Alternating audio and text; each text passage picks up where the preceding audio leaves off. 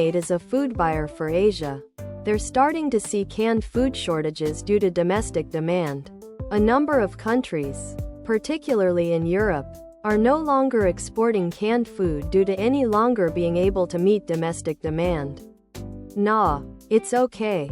Just buy a couple of weeks worth every time you do a Sloth Mother's Day 2020, the year when shit got real. Quarantine shirt.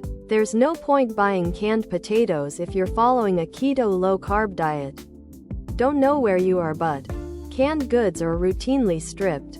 In stores that have an organic section, you can sometimes find the expensive organic canned soups. And that's it. Sloth Mother's Day 2020, the year when shit got real. Quarantine shirt. Tank top. V-neck. Ladies' tee for men and women. V-neck. Tank top. Total bloodbath in the aviation industry. The effects on airlines, aircraft manufacturers, and related service providers could last for years. And we might not see cheap airfares again for a Sloth Mother's Day 2020, the year when shit got real.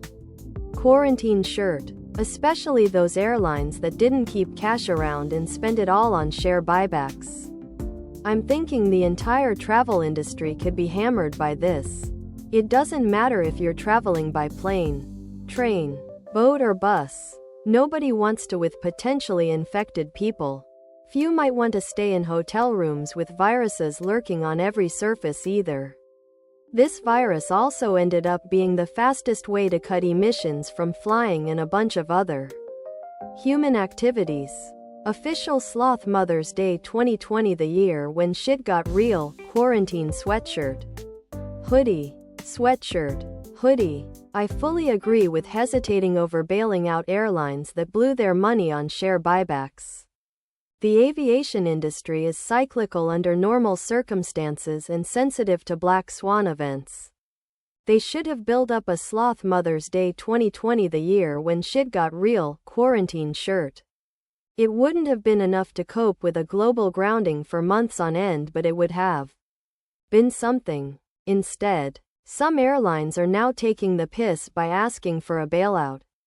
He wants £500 million from the UK government for Virgin Atlantic and £700 million from Australia for Virgin Australia to bail those two airlines out, but hasn't paid any UK income tax in the past 14 years and is personally worth £5 billion.